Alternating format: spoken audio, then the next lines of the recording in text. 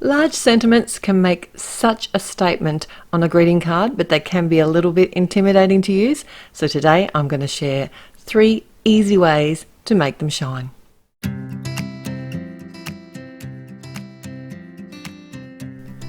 Hi there, it's Therese and I'm here for Altenew, and I've got the Modern Hello stamp set to share with you today. And this is a very unique stamp set because it actually layers 2 sentiments to create one, and it intertwines. If you have a look at the scripty font, it actually intertwines around the word hello. Now, I found that such a large sentiment like this really needs to be created as you design the card. It's something that you need to work your card designs around. You can't sort of add it later on because it is so big. So I thought I'd share a few different ways to do just that, starting with a background panel. And I have here, it's the Meadow Builder stencil set, and it's a 3-piece stencil set, but you can actually use these stencils in varying amounts, so you can make your background less or more busy. And I was going to go full on here, so I just basically grabbed a piece of paper and my ink blending tool and added lots of layers of color, just turned my stencil around. I didn't follow the guide sheet because it's a very forgiving stencil. And I'm using the mixed media inks here from Altenew, and they are blending just beautifully together, and really pretty colors too.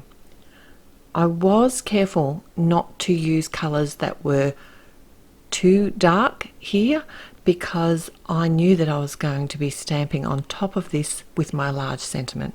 So that is something to keep in mind when you are creating a panel that you're wanting to stamp a sentiment directly on. You want your sentiment to be seen, so make sure you're aware of what colors you're choosing for your panel in the background. You could also use design paper instead of creating your own panels with stencils. There's so many different options. How pretty are these colors together though. And because they're pigment inks, they are a little bit slower drying, so I did actually hit it on a low heat with my heat tool to make sure that they were dry. Now I have an aperture window here that I've just cut from some scrap cardstock, and it's an A2 finish size, and I'm just roughly working out where I want my finished card to be on this panel, and I'm going to be cutting a die cut heart from the halftone heart set out of the center, so I'm kind of placing that where I think it might look nice, and then I can simply cut down my panel to the same size as the front of my A2 card. If you had a A2 sized rectangle die, that's something you could do to make it a little bit easier, but I found it really easy just to run it through my trimmer. Now for the sentiment, I am using grid transparency just to get my centering correct, and I have a template of the heart that I'm going to be using as well. And then I can come in and stamp my hello. I'm doing this with some black ink here because I know that this needs to stamp over top of all of those flowers that I've already blended onto my background, and I want it to be able to be bold enough to show. And I have actually used my obsidian pigment ink here to do that, and then I can run the whole panel through my die cutting machine with the halftone hearts. So this is going to be a 2-for-1, and I can use the negative and the positive portion. But before I do that, I want to actually stamp a sub-sentiment below my hello, and I forgot to do that before, so I just simply held it all in place in my MISTI. So if I did miss stamp, I could come and re-stamp it again if I needed to. So this sentiment heart, I want to totally emboss with some clear embossing powder, and I'm covering the whole heart with some embossing ink. And then I did actually come back 3 times and do this, and it just made it such an amazing almost like a tile.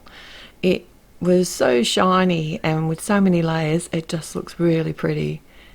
I had to wait in between adding the embossing ink. If you're really quick, you can actually, as soon as you heat it, dip it back into the powder and go again. I just find it easier to wait a few seconds for it to cool down, add some more embossing ink, and then add another layer of the embossing powder and hit it with my heat tool. And it did warp just a little bit, but I'll show you how to fix that in just a moment. And what I decided to do next was use the pigment inks again, but this time I wanted to create a really lightly splattered background. So I did do that with the yellow and again with the pink. And just, that didn't take very long to dry at all. I just mixed it with a little bit of water and flicked it on with a brush.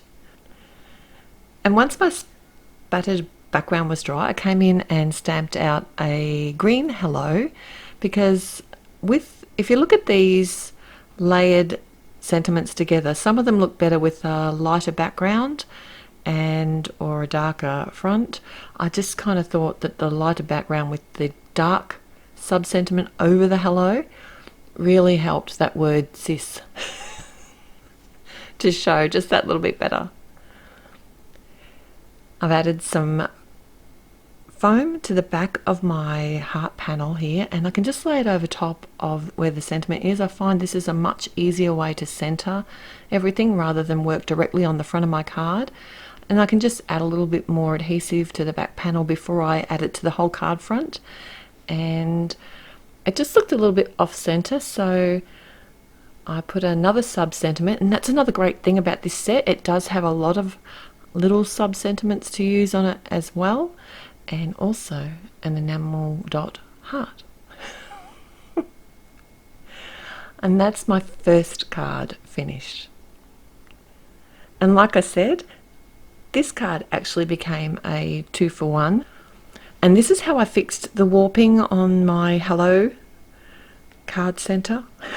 I simply just cut another 2 hearts out of some cardstock and glued them together with some liquid glue. And that didn't take very long to dry at all, and almost feels like a heavy chipboard piece, even more like a tile.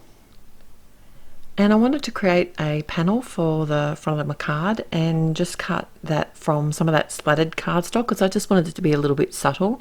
I adhered that to the front of my A2 card just using some glue tape runner, and my heart, I actually wanted to pop it right off the front of the card, so I needed it to be a little bit higher. And here's a hack that I've seen on YouTube and think is a great one, so I thought I'd share it with you here.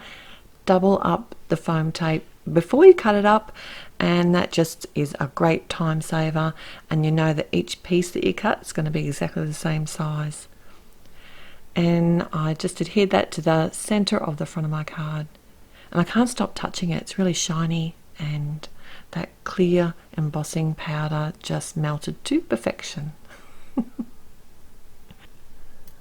Okay, we're on to our third design now, and I wanted to actually mix a bloom with a large sentiment, and this does come down to the planning. Because this sentiment needs to fit on the card exactly where I want it to be, I need to make sure that the placement of my flower is just so.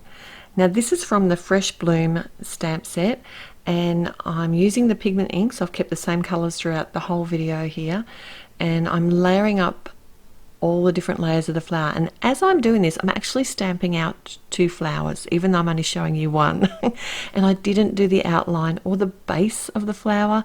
I just wanted sort of the layers of the flower to shine through. So the second flower that I stamped simultaneously, while I had everything all lined up, I did die cut with the coordinating dies. And before I commit to stamping out my sentiment, my big sentiment here, I did make sure that everything was going to align right by holding the A2 aperture window I've got, as well as the grid transparency. Then it was easy just to add my word hello in the coralberry ink and come in with the obsidian to do the scripty font over top. I stamped out a couple of leaves directly onto my panel, and I worked out exactly where it was all going to be, and then cut that down to the same size as the front of my card, and then I can adhere that directly to the front of my card, as well as add my leaves and my flower by popping them up on the front. Now, of course, everything that I've used today will be linked in the description below, but it's also going to be at the blog. Now, this is actually a release day for these awesome products, so don't forget to head there because there's always a fabulous giveaway on release days. We are in August 2021. I can't believe it's August already, but that's where we are. Thanks so much yet again, and don't forget to comment and like and subscribe if you haven't already. We appreciate every visit that you make. Happy paper crafting. Bye.